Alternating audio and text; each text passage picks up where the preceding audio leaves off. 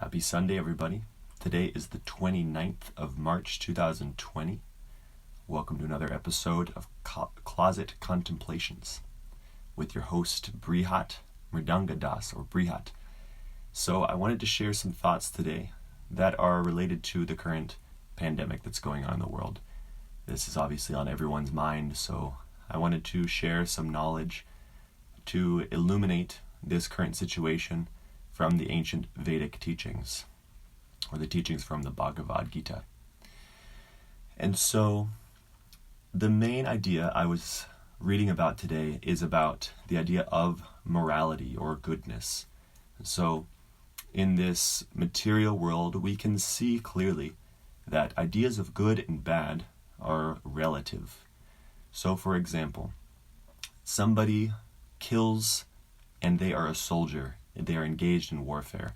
This is considered good. And if they come home and they are, it's peacetime, and if they kill someone, then this is actually considered a reprehensible crime, punishable by lifetime in jail or even death in some places. So just the act of killing itself is not necessarily good or bad. It depends on the situation. And so the challenge in this world is that young people are not educated on how to act. Because the thing is, intelligent people understand that certain actions will lead to one result, other actions lead to another result. And so if we are ignorant of what are the results of certain activities, then we will find ourselves kind of walking around lost in the world. And we may feel ourselves victims of the world, that the world is acting upon us and not that the world is acting for us. And so this is very critical that we need to understand. What is proper action? What is improper action? And so there is a huge crisis in this world. And this crisis is due to a lack of understanding. A lack of knowledge, which we call ignorance. And so the principles of Dharma are described in these ancient teachings. There are 4 main principles of Dharma. These are cleanliness, mercy, austerity, and truthfulness. And it's said that in this age, which is called the Kali Yuga, this is considered to be the most degraded of all the 4 ages or cycles of time. And in this age of Kali, all of the religious principles are gone, aside from truthfulness. This is the only one which remains, and slowly this truthfulness is being degraded steadily. So, mercy, this is the relevant principle of Dharma to discuss in this current pandemic. So it's understood, at least this is the best theory so far for the beginning of coronavirus or COVID-19, is that some person in China consumed a bat which previously consumed a snake which was infected with the virus, and therefore the virus was transmitted to the human being and in turn spread around the world and is now affecting millions of human beings. And this isn't the first time this has happened. There are many instances where from the consumption of an animal, a disease has spread all over the world. For example, MERS and SARS. There are many cases of these pandemics of disease happening in the world. And it's due to a misunderstanding of what is proper action and improper action. So in terms of our own diet, there are certain things to eat which are going to help us and help our world. And there are certain things which are going to degrade us. And so there are very simple people who eat a simple diet of fruits and grains and beans and milk products, dairy products. And then those who want to eat meat products are advised by this Vedic system that only in very specific cases can one do this. Just if someone is very attached to eating the flesh of an animal, they are able to do so. But the understanding is that this is only in a very, very specific case, and one does an elaborate ceremony, and one understands that I'm killing this animal now, and in the next life, you are able to kill me, this is what the performer of this ceremony will understand and share with the animals. So as I'm killing you now, you will kill me in the future, and I'm accepting that that is the reaction for my action now. But this is completely the opposite of what is happening now. Now we have major slaughterhouses all over the world. We have millions and millions of animals being killed, not just every year, but every month. The USDA, in fact, says that 2.5 million cows were slaughtered just last month. 10.7 million pigs in February of 2020.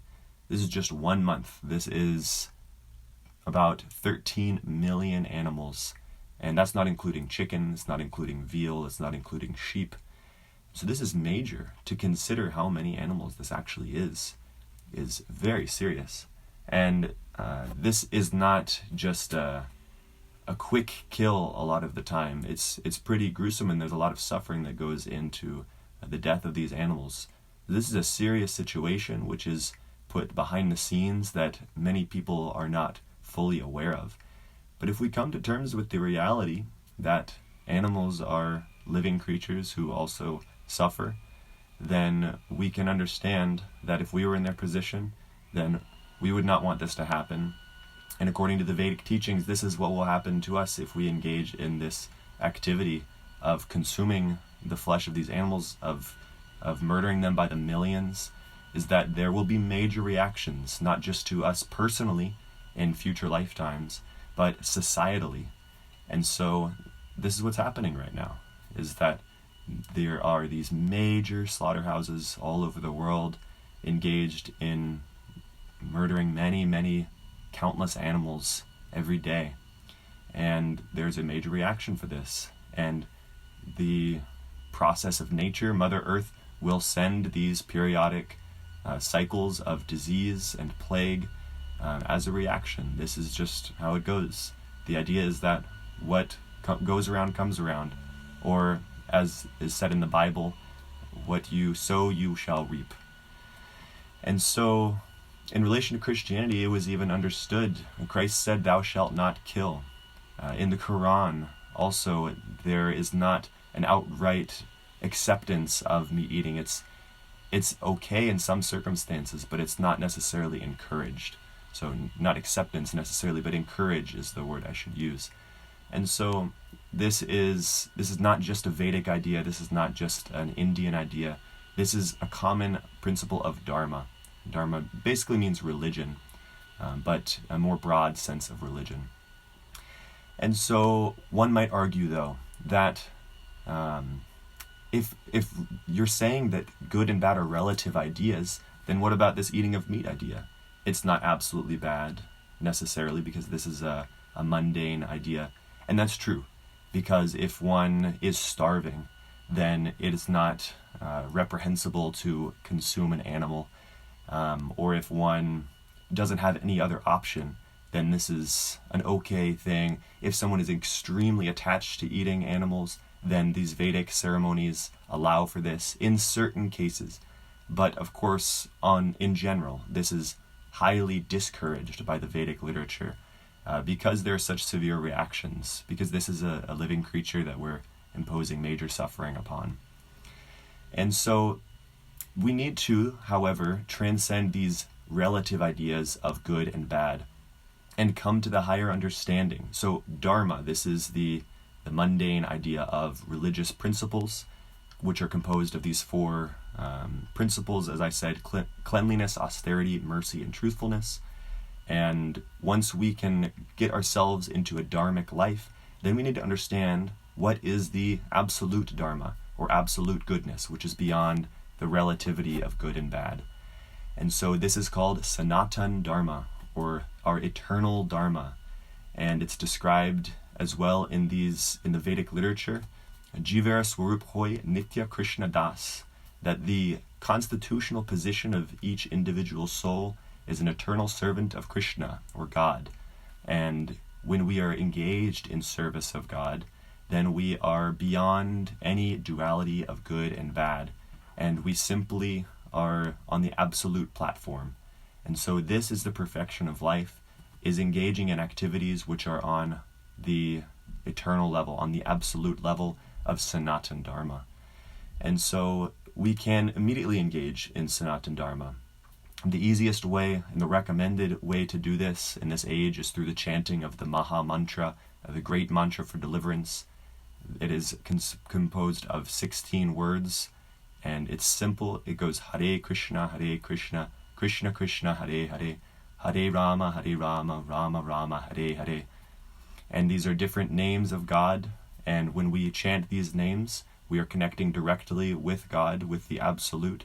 And this is not just, again, not a Hindu idea. This is not a Hindu God. This is for all people of all times. One can chant other names of God. There are many names that one can chant. In fact, the Muslim people chant names of Allah daily. I understand in the Bible it's also recommended to chant the names of God. In fact, the Lord's Prayer is said that, hallowed be thy name. So this is the main point I want to emphasize, is that what I'm speaking is not a sectarian philosophy in any way. This is for all people of all time, and it is all inclusive. And we can get out of any fear that we're experiencing from this pandemic or future pandemics simply by engaging in our Sanatan Dharma. And so Krishna teaches in the Bhagavad Gita the basic understanding of who we are and what is our Sanatan Dharma, and the process of perfecting our life. And so I will continue to explain more on these topics in the future, but these are the thoughts I wanted to share today. So please consider this. What is good? What is bad?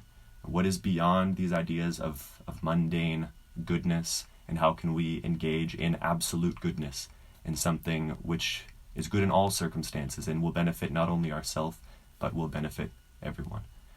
Thank you very much for listening. Please let me know if you have any questions. Please send me a message or post a comment below, and I look forward to addressing those in the future. Thank you. Hare Krishna.